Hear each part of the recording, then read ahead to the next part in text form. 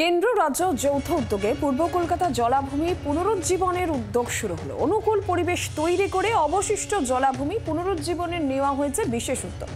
জলাভূমির ৩,৮০০ hectare এলাকায় satellite survey করেছে কেন্দ্রের মৎস্য গবেষণা সংস্থা।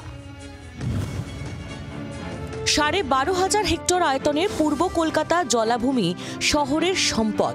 কলকাতার বজ্র ও দূষিত জল প্রাকৃতিক উপায়ে এখানে পরিশোধন হয়, তাই পূর্ব কলকাতা জলাজমিকে বলা হয় শহরের কিডনি। কিন্তু নগরায়নের দাপট অনেকাংশেই গিলে খেয়েছে এই জলাভূমিকে।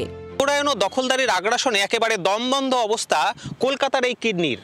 অবশেষে দেরিতে হলেও ঘুম ভাঙল। কেন্দ্র রাজ্য যৌথ উদ্যোগে পূর্ব কলকাতা জলাভূমির তৈরি হচ্ছে মানচিত্র স্যাটেলাইট ইমেজের মাধ্যমে, তৈরি হচ্ছে ডেটাবেসও।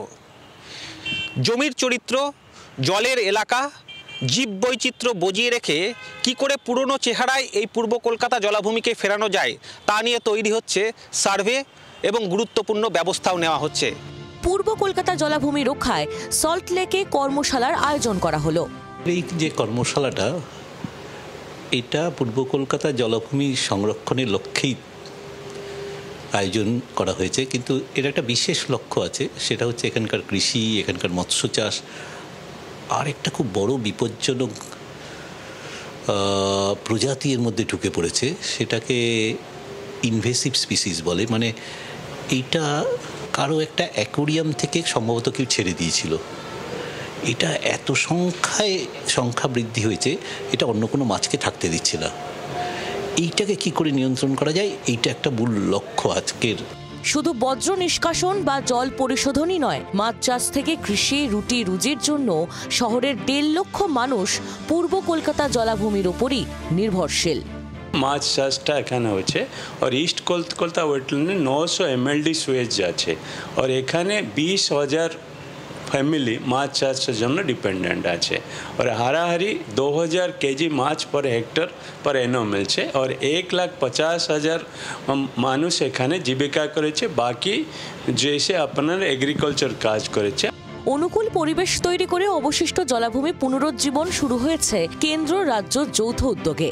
জলাভূমির ৩,৮০০ হেক্টর এলাকায় স্যাটেলাইট সার্ভে করেছে কেন্দ্রের মৎস্য গবেষণা সংস্থা। ইস্ট কলকাতা ওয়েটল্যান্ডে যেই ভেড়ি রয়েছে তার কোনো ডেটাবেস তৈরি নেই, আমরা সেই রকম একটা ডেটাবেস তৈরি করেছি। এই প্রথম এইভাবে তৈরি করা হয়েছে।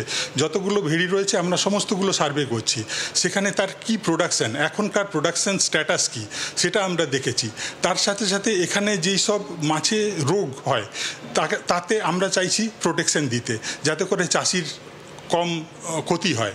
কি করে পুরনো চেহারায় এই পূর্ব কলকাতা জলাভূমিকে ফেরানো যায় তা নিয়ে তৈরি হচ্ছে সার্ভে এবং গুরুত্বপূর্ণ ব্যবস্থাও নেওয়া হচ্ছে।